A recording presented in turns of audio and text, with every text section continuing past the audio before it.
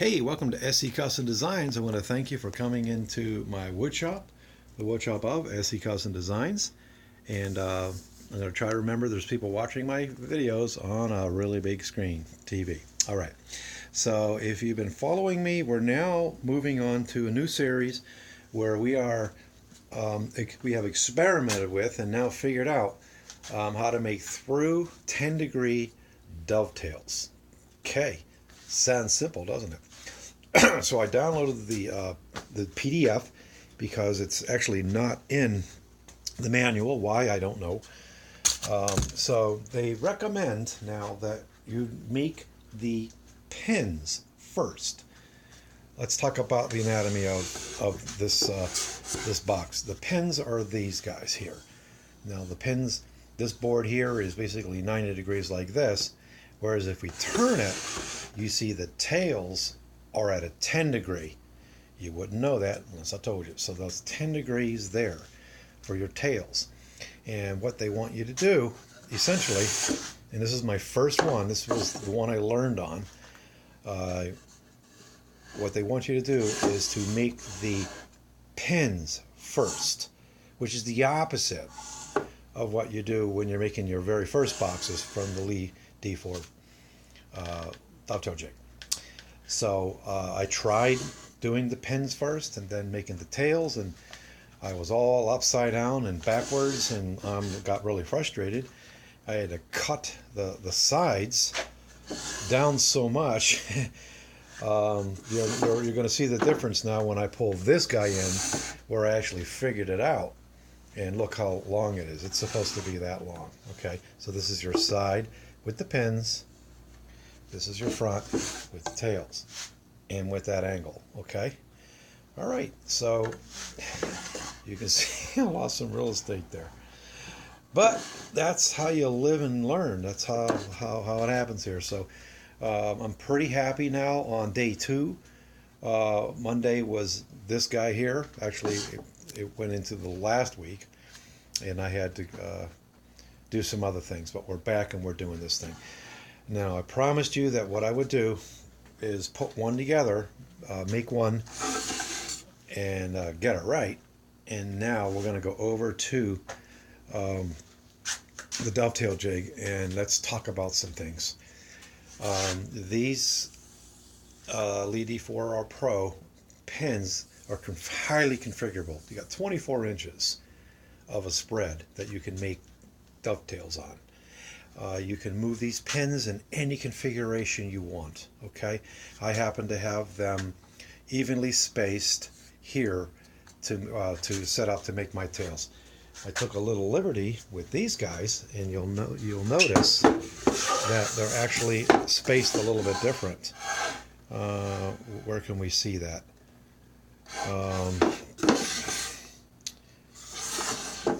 That must have been on another one. Another unit. Oh, of course, it's this one here. This is the beta. So these two are bigger tails, and these are smaller tails. And that's the thing. It's the LEIGH D4 allows you this type of configuration. So whatever it is that I could do, one big fat dovetail if I wanted to. Whatever. So this is what I decided to do. Let's stop talking so much and talk about this, because I have to route this out for you, and then we'll call it a day for this unit. I got one more to make after this. All right. So what they want you to do, you set your pins. This is in the dovetail position. When you first set them up, you turn this around. You'll flip it around, and it helps you to evenly space when you're setting the pins up. Plus, you can get at the screws, and you tighten them down. Once they're set and tightened down, you don't have to worry about them. You can flip it over, and you have consistency. Now, something different than the very first units they encourage you to make is notice that I am not set against this block here. Okay, so you typically would move your wood over here, and they even have other types of inserts like this that you can that you're going to need. Okay, so this is moved over here, and we're going to Bake the tails here and then flip it around. Then this angle is going to be on this side. So the biggest thing is you just have to make sure you have room to space for flipping this, okay? And you see this line here, you simply set a piece of stock in there that it's going to go into, and you set it up against this, and you draw that line under the wood, and that's all set. Now what I'm going to do is set the router depth for the dovetail bit into the router, and we're going to then go ahead and get on with it. Make sure, please, please, please, have your router unplugged. Not only do I have it unplugged, I have this here, which that's how I turn on the power. So that's in the off position. I know we all have our stories where we lose our souls because that thing is on when we plug it in. Now these here are really good lights and very configurable LED lights. I just picked them up. They go on and off just by doing that. Sorry, off, and you turn it on again. Two different lights.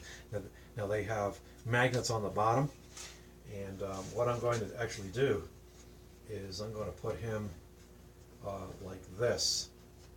I'm going to turn them on.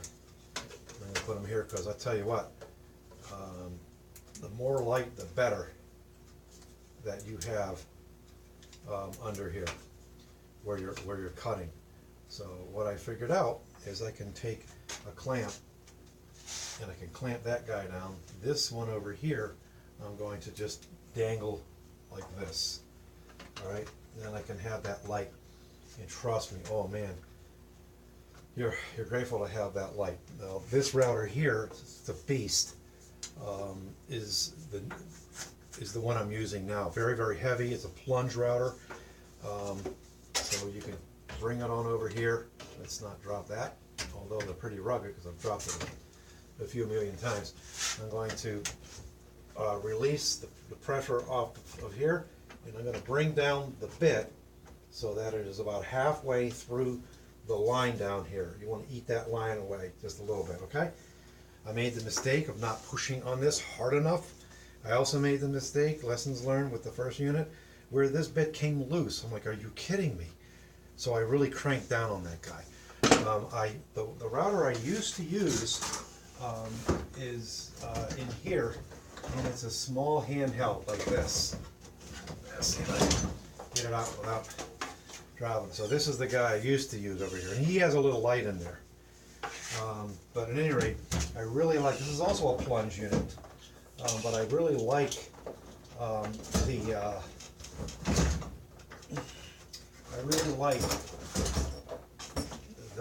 how strong this one is and how heavy it is. It just basically sits there.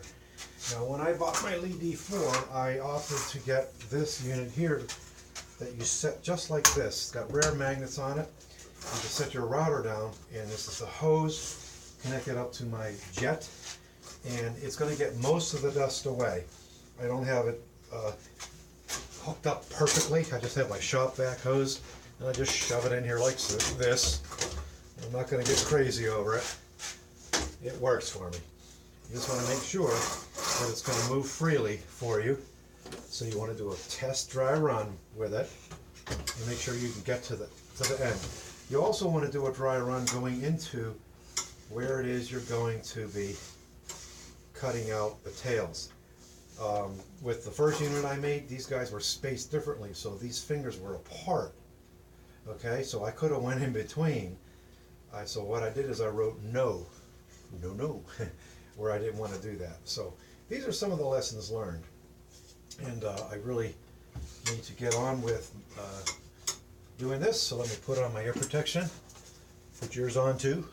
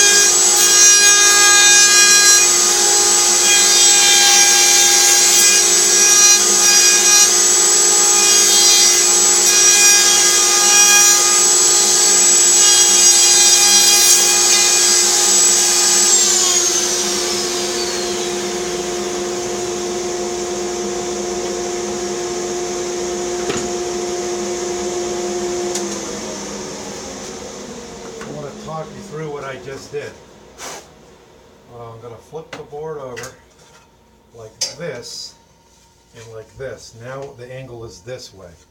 And so the pins are going to go in the other direction. Now when I'm routering, what I'm doing, my bit is, I never replaced them from when I bought this jig. So it's the original dovetail and through bits. What I do is I'm going to go in, in this case for the end part of the tail. That's fine. I'm going to go in nice and gentle.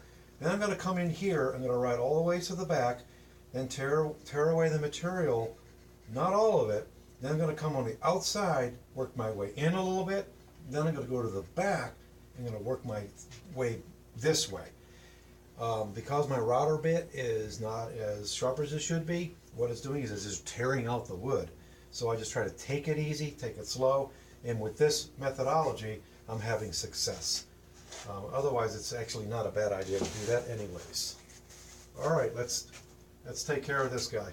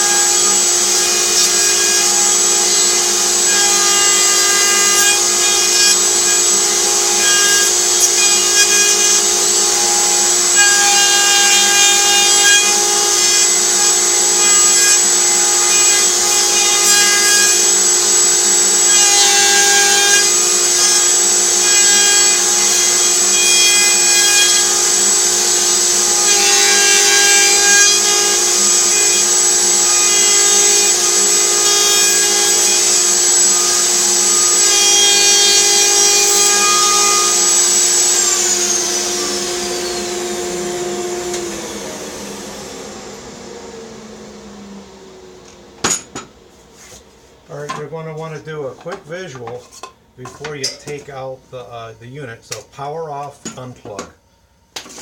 Don't fool around. He says so. All right, so that's that. We got our tails done. And again, you want to do a quick visual, make sure that you've got everything cut out there. And then we're going to do a real quick sanity check, put them side by side, and we'll note that they're good to go. Okay, that's good. And any sort of fine tweaking, you know, if they're not going to fit in perfectly, you can go ahead and you can take care of that with a chisel. So I'm not sure where this thing is, my video is going to stop, but hopefully I'll be able to join it together. I just use my phone. So there, we're going to take this guy off and put in the through. Now, coincidentally, this guy is the guy you use if you want to make just pins. So this will take care of both sides for you. The engineers of the LEIGH D4, their dovetail jig say it was a little bit of a stroke of luck that they were able to throw in the option to make the pins. So, and the way with this one bit here. So we got that going. I already drew a line, the thickness of the board in here, so I can quickly, oops, we got to do something here, folks. We have to flip this over. And here's how easy that is. You just take this off, I'll set that down. And if you're going to buy one of these, don't skimp.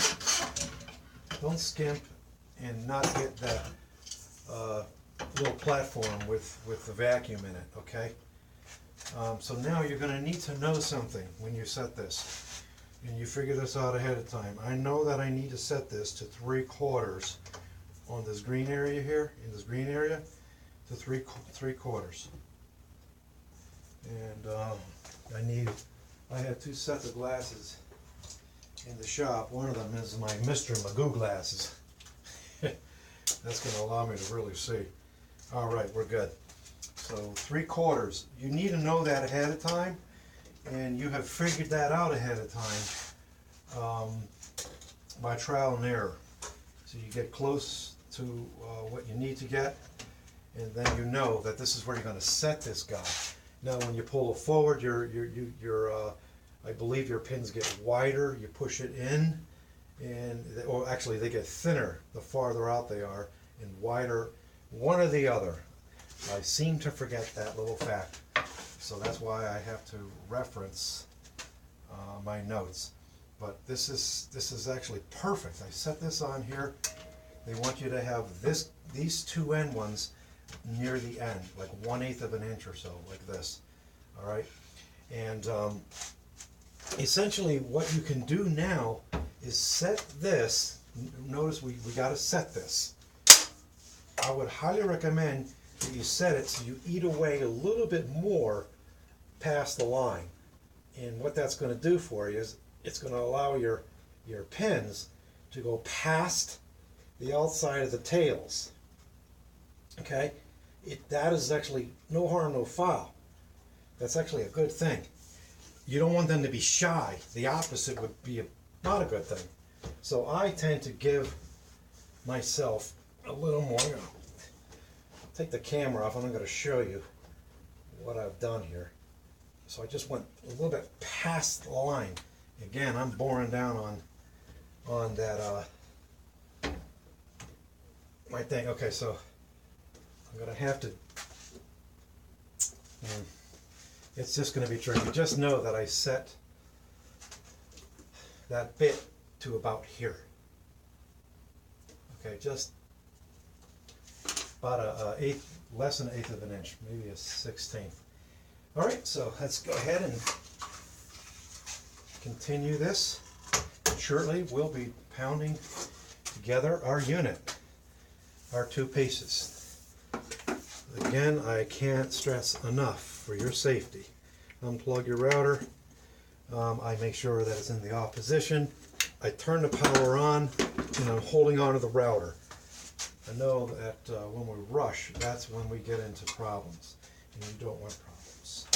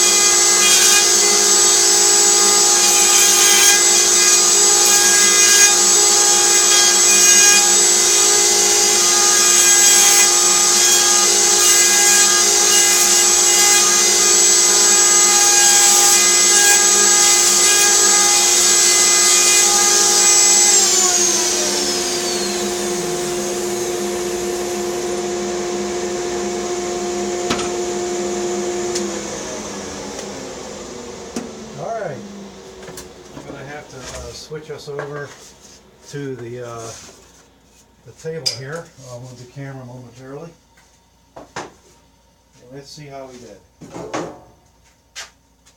And you may have noticed that I was having a little bit of a catch with this end pin here. I don't know what I was getting caught up on, but something was getting caught up. But I was afraid I was going to have to stop completely and try to figure that out, but it seems like it worked its way out. So I can't say enough about this. This is going to help steady the router, especially a big plunge router like this, right? It's going to help. It's going to hold all the weight. That way you can spend your time not making sure it's rocking back and forth like this, and it's sucking away the dust. All right. If I have the proper hookup, you would see no dust on my floor. Besides, I had it actually. I had it so that I didn't even have the vac system set the other day when I was playing around. All right. Hopefully that'll be good, my friends. All right. Wish me luck. So it's very important that the insides of all your units are indicated. What I mean is I mark ahead of time the inside and the top. So I put an I for inside and at the top. That way there's less I have to write. And that's going to really help you when it comes to assembling. Okay, so if I did everything right, then this should be coming into here, and with a little bit of okay, that looks like it is not correct, and it may mean that my markings were off. One way or another, it's going to go in.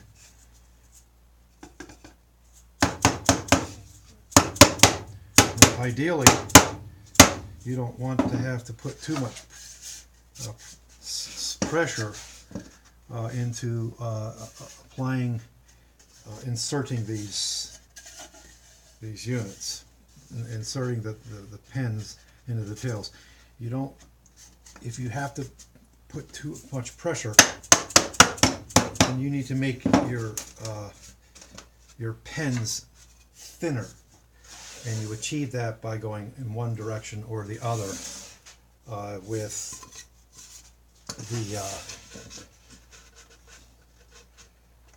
the fingers. So I just didn't remember exactly which orientation they're going to go. All right, so let's see how we go here. And if it isn't going in, you probably have it the wrong way, because it should just go in without much of a fuss. All right, there we go. Just that much of a difference it makes. Okay, and of course we recommend that you take a solid board and knock down like this. That way you're not going to break anything. All right, looks like we did. Looks like we achieved the